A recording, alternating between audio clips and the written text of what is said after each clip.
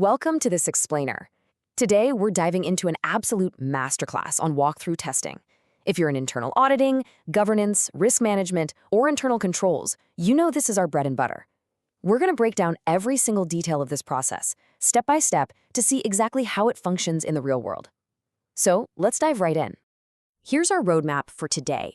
We're starting with the basics of walkthrough testing, then moving to a real-world purchase process walkthrough example. After that, we'll cover exactly how to perform walkthroughs, the focus points and outputs you need, and wrap it all up with the limitations and a key takeaway. All right, Section 1, Basics of Walkthrough Testing. We're looking at what it is, its objectives, and the key benefits. At its core, walkthrough testing is a technique used by internal auditors to understand how a process works by following a transaction or a process, step by step from start to finish. Think about it like literally walking alongside a single physical purchase invoice. You start from the exact moment it lands on a junior employee's desk, right? Then you follow it to the manager's inbox for approval, watch it get logged into the accounting software, and trace it all the way to the physical filing cabinet where it ultimately rests. You're following that entire journey from start to finish. So, heading number 1, what is walkthrough testing? Well, it's a method to gain an understanding of a process and its controls. And you absolutely must perform this before you get into any detailed test of controls. The whole thing involves inquiry, observation, inspection, and reperformance, which really helps in identifying control points, risks, and process gaps. To put that into perspective, imagine you're auditing a warehouse inventory system. By doing a walkthrough first, you might stumble on a major process gap, like, say, an unlocked side door where goods enter without ever being logged. You find that long before you start running heavy, detailed control testing on their actual inventory software. Moving on to heading 2, Objectives. The goals here are pretty straightforward. We want to understand the flow of a process, identify key controls and control points, assess the design and implementation of those controls, and finally, identify risks, weaknesses, and improvement opportunities. Think of a micro-scenario, like assessing exactly how a manager signs off on expenses. During your walkthrough, you're looking to see, hey, do they actually review the receipts, or are they just blindly rubber stamping these approvals? Answering that immediately assesses the true implementation of the control and highlights potential weaknesses right on the spot. Heading 3, Key Benefits. There are some massive wins to doing this. It builds a crystal clear understanding of the process, it helps in effective risk assessment, and it identifies missing or weak controls early on. Plus, it saves time in later stages of the audit and supports much better audit planning and scoping. Seriously, catching a missing control early is an absolute game changer. Imagine finding out during a brief walkthrough that bank reconciliations simply aren't being done. Discovering that upfront saves you literally weeks of wasted audit time that you'd have otherwise spent trying to test a control that doesn't even exist. Let's just take a quick breather here to orient ourselves on the overall walkthrough testing framework we're exploring. We've just covered the what and why at a high level. Now we're going to jump right into the next phase and walk through a tangible, real-world example together. Section 2, Purchase Process Walkthrough Example. Let's follow a transaction flow from start to end. Let's look at heading 4. Example, Purchase Process Walkthrough. We'll break down the first 4 steps of a typical cycle. Step 1, a purchase requisition is raised. Let's say an employee requests a new laptop. Step 2, manager approval. The manager goes into the system and clicks Approve. Step 3, a purchase order, or PO, is created and sent out to the tech vendor by procurement. And then step 4, goods received. This is where you physically observe the receipt of that shiny new laptop at the company's loading dock. And the cycle keeps going for steps 5 through 7. Step 5 is when the invoice is received, so the tech vendor emails the bill for the laptop. Step 6 is invoice verified.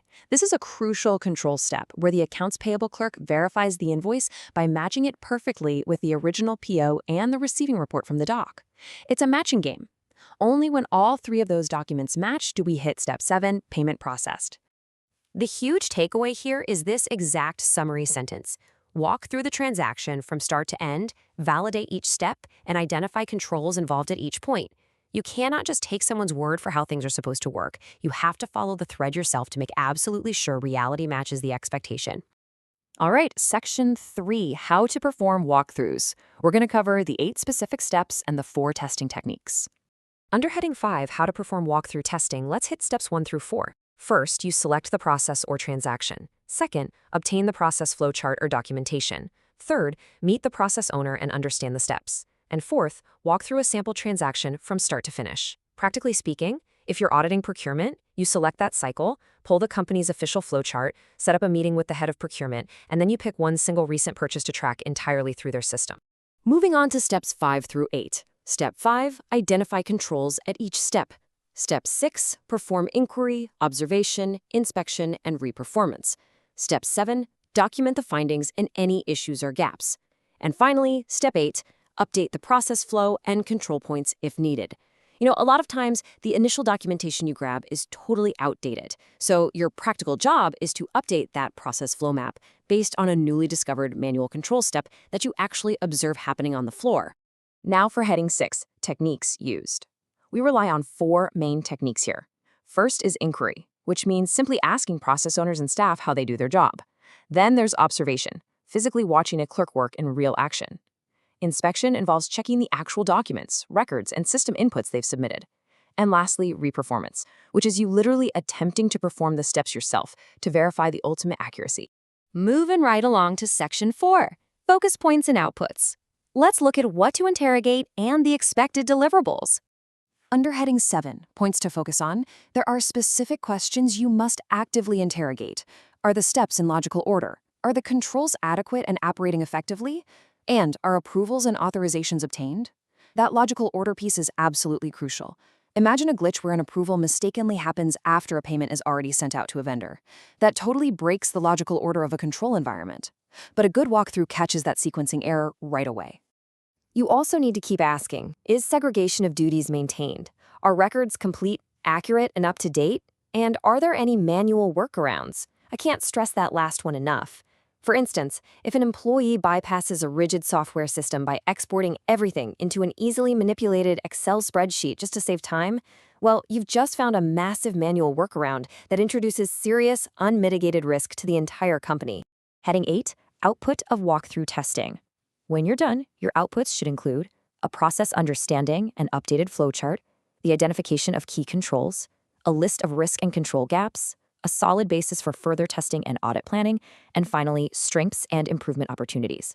This specific basis helps you plan your subsequent deep dive audit testing. If your walkthrough shows rock-solid purchasing controls, you might plan a smaller sample size later. But if it's full of holes, you know for sure your testing scope needs to expand significantly. In our final section, Section 5, Limitations and Key Takeaway, we're understanding the boundaries here and wrapping up with some final instructional thoughts. Heading 9, Limitations. Look, we have to be honest about the boundaries of this technique. It does not provide evidence of control effectiveness over time. It relies heavily on the accuracy of information from process owners. It can be incredibly time-consuming if not well planned. And, importantly, it may not identify all control weaknesses. Because you're often just looking at a single transaction, a process owner might verbally describe a perfect, compliant process that you observe once, completely missing the fact that it totally falls apart 90% of the time in their daily practice. Which brings us to heading 10, key takeaway. Walkthrough testing helps internal auditors understand the process, identify controls and risks, and plan the audit effectively. It is the foundation for deeper testing and meaningful audit conclusions. I really want to reiterate that for you. This foundational step is absolutely non-negotiable. Without it, your deeper testing has zero real context, and producing meaningful conclusions is pretty much impossible. I want to leave you with this final, powerful quote from our framework today. Understand first, test next, add value always. You literally cannot add true value or test properly until you genuinely understand the process from start to finish. So how will you apply this rigorous standard in your next audit? Think about it. Thanks for joining me on this explainer, and keep exploring.